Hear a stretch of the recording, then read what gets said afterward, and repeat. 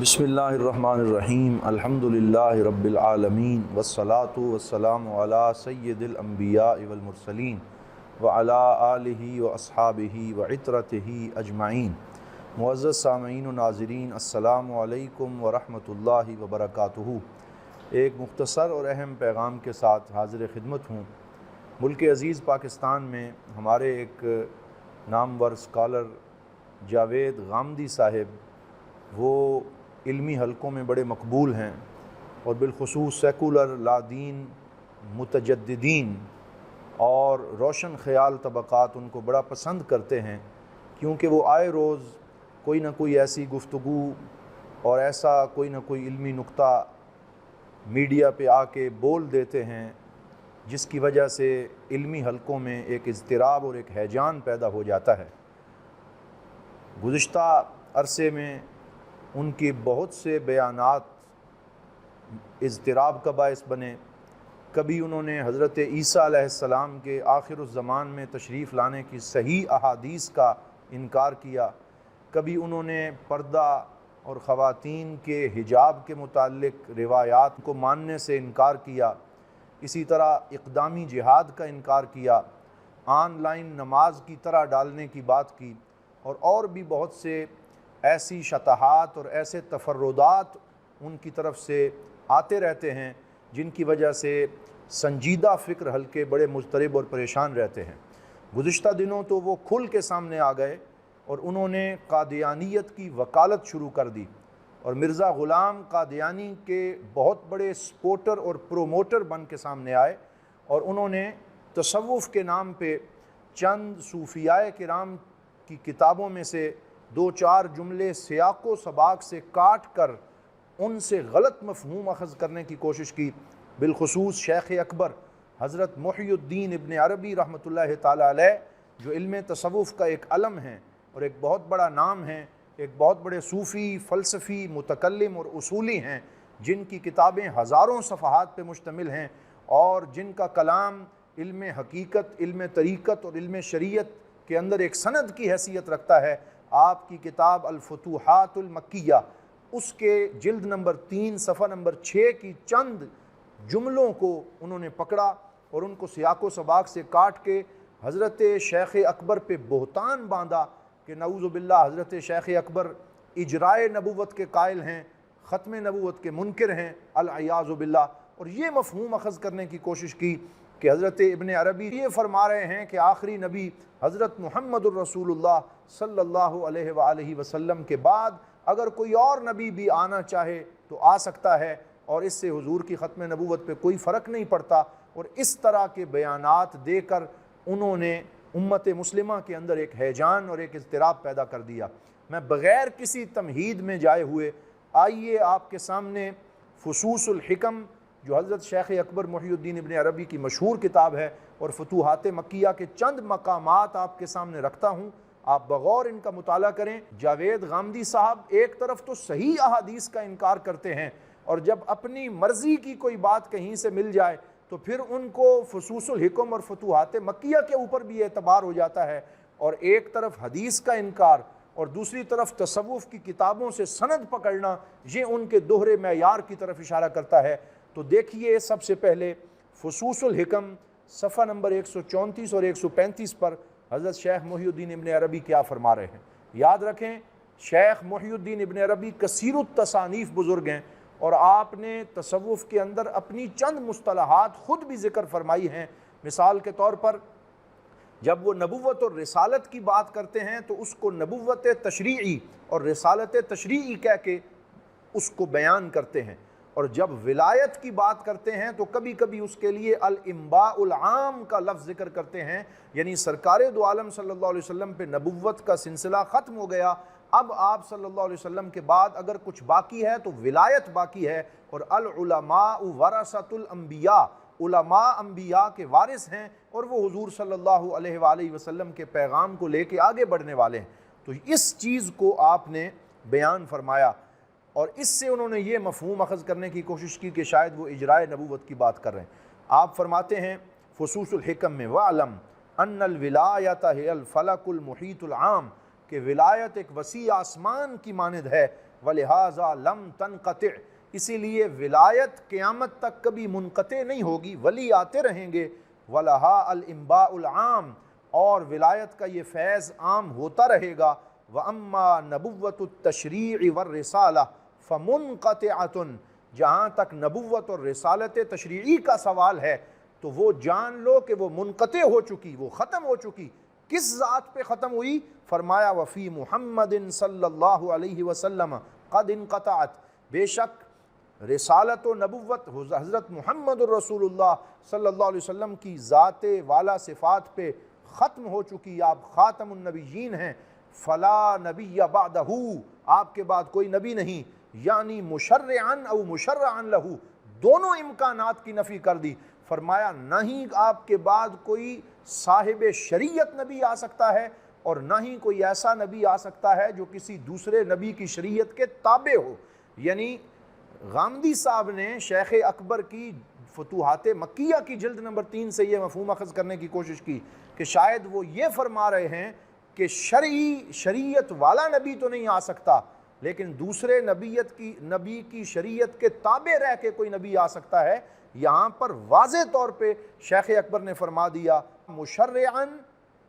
او مشرعن لہو، یعنی نہ تو کوئی صاحب شریعت نبی آ سکتا ہے، نہ کسی اور شریعت کے تابع نبی آ سکتا ہے۔ کوئی ذلی، کوئی بروزی، کوئی فوٹو کاپی،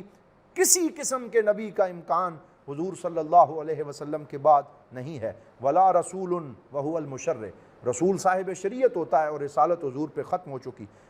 تو یہاں آپ نے یہ بات فرمائی، اور اسی جگہ میں آگے جا کے آپ فرماتے ہیں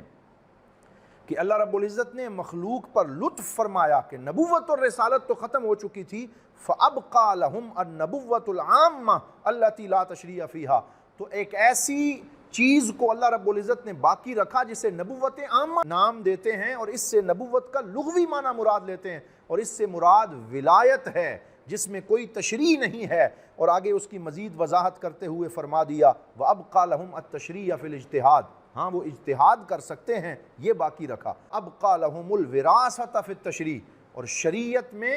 وراثت کو باقی رکھا، اور یہاں وراثت سے مراد العلماء ورثۃ الانبیاء ہے، یعنی علماء ہی انبیاء کے وارث ہیں۔ تو یہاں پر گویا وہ علماء ربانیین کی بات کر رہے ہیں، اولیاء کی بات کر رہے ہیں، اور سرکار دو عالم صلی اللہ علیہ وسلم کے بعد اور کسی نبی کے امکان کو مکمل طور پہ مسترد فرما رہے ہیں۔ اسی طرح فتوحات مکیہ اس کے جلد نمبر 4 صفحہ نمبر 240 ملاحظہ فرمائیں، اس میں آپ نے اور زیادہ واضح انداز میں فرما دیا کہ اللہ رب العزت نے نبوت اور رسالت کو ختم کر دیا ہے، اس لیے اگر ہم اللہ رب العزت سے کوئی دعا مانگنا چاہیں تو اب کوئی امتی بھی اللہ سے نبوت یا رسالت کا سوال نہیں کر سکتا، ولایت کا سوال کر سکتا ہے۔ وہ عبارت میں آپ کے سامنے پڑھتا ہوں، اور اس کو ہمارے ایک سینئر شخصیت مرکزی دارالعلوم محمدیہ غوثیہ بیرا شریف کے ساتھ ان کا بڑا گہرا تعلق ہے، جناب علامہ محمد دین سیالوی صاحب نے بھی بیان کیا اس عبارت کو۔ فرماتے ہیں والذی اسأل اللہ تعالی ان یرزقنا اعلی مقام عندہ، کہ میں جس چیز کا اپنے رب سے سوال کرتا ہوں وہ یہ ہے کہ اللہ تعالیٰ مجھے اپنی جناب سے ولایت کا اعلیٰ مقام عطا فرمائے۔ فإن باب الرسالۃ والنبوۃ مغلق، بے شک نبوت اور رسالت کا دروازہ بند ہو چکا ہے۔ وَيَنبَغِي لِلْعَالَمِ أَن لَا يَسْأَلَ فِي الْمُحَالِ، اسی لیے عالم کو چاہیے کہ وہ امپاسبل اور محال چیز کا سوال اللہ سے نہ کرے۔ تو وہ یہ نہ کہے کہ میں نبوت کا مطالبہ کرتا ہوں کہ یا اللہ مجھے نعوذ باللہ نبی بنا دے، کیونکہ نبوت اور رسالت ختم ہو چکی اور محال چیز کا سوال کرنا جائز نہیں ہے۔ وَبَعْدَ الْإِخْبَارِ الْإِلَٰهِ يُغْلَقُ هَذَا الْبَابِ، اور اللہ رب العزت کے خبر دینے کے بعد یہ دروازہ بند کر دیا گیا ہے۔ فَلَا يَنبَغِي أَن نَسْأَلَ فِيهِ، پس ہمیں اب اس میں سوال کرنے کی جرت نہیں کرنی چاہیے۔ فَإِنَّ السَّائِلَ فِيهِ يَضْرِبُ فِي حَدِيدٍ بَارِدٍ، کیونکہ نبوت اور رسالت کا سوال کرنے والا اب ایسے ہی ہے جیسے ٹھنڈے لوہے پہ ضربیں لگانے والا ہے، اسے کوئی فائدہ نہیں ہوگا، کیونکہ آمنہ کے لال محمد الرسول اللہ صلی اللہ علیہ وآلہ وسلم پر نبوت و رسالت کا دروازہ بند ہو چکا، اور آپ کو اللہ رب العزت نے خاتم النبیین بنا کے بھیجا۔ اور آخر میں فرماتے ہیں اذ لا يصدر هذا السؤال من مؤمن اصلا،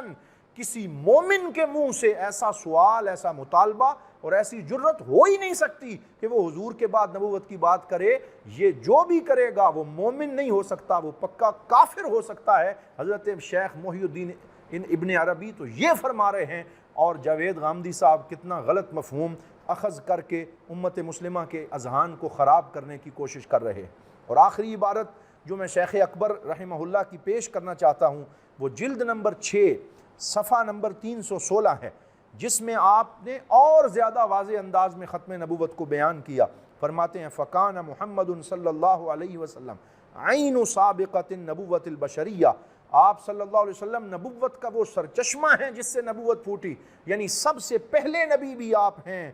وَكُنْتُ نَبِيًّا وَآدَمُ بَيْنَ الْمَاءِ وَالطِّينِ, اسی لیے آپ نے فرمایا میں اس وقت بھی نبی تھا جب حضرت آدم علیہ السلام کی تخلیق بھی مکمل نہیں ہوئی تھی. پھر فرمایا وَهُوَ عَيْنُ خَاتَمِ النَّبِيِّينَ, اور آپ ہی بعین ہی خاتم النبیین ہیں, کیونکہ اللہ نے فرمایا وَلَٰكِن رسول اللہ وخاتم النبیین. سورۃ الاحزاب کی اس آیت کو ذکر کرنے کے بعد آپ نے واضح انداز میں فرمایا جب حضرت زید کو حضور کا بیٹا کہا جانے لگا کیونکہ آپ نے ان کو بیٹے کی طرح محبت عطا فرما رکھی تھی,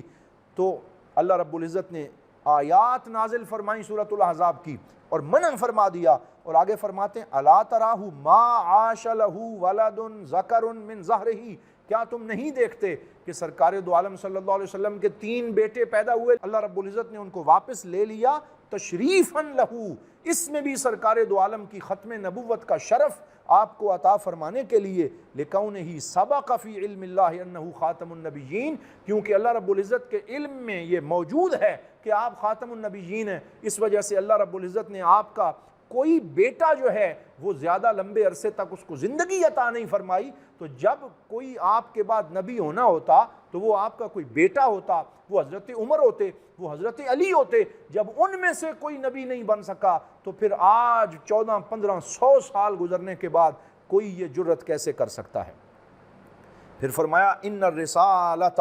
یعنی البعثۃ الی الناس بالتشریع لهم والنبوۃ قد انقطعت. بے شک نبوت اور بعثت اور رسالت تمام معانی کے اندر منقطع ہو چکی. اب آخر میں ہم اس عبارت کی طرف آتے ہیں جس عبارت سے جاوید غامدی صاحب جو ہیں انہوں نے غلط مفہوم اخذ کرنے کی کوشش کی ہے, اور انہوں نے یہ عبارت پڑھی بھی نہیں, صرف اس کا فوٹو دکھا دیا. حالانکہ اس عبارت کے اندر حضرت شیخ اکبر محی الدین ابن عربی 2 چیزوں پہ بات کر رہے ہیں. ایک یہ کہ لا نبی بعدی, سرکار دو عالم صلی اللہ علیہ وسلم فرما رہے ہیں میرے بعد کوئی نبی نہیں آئے گا.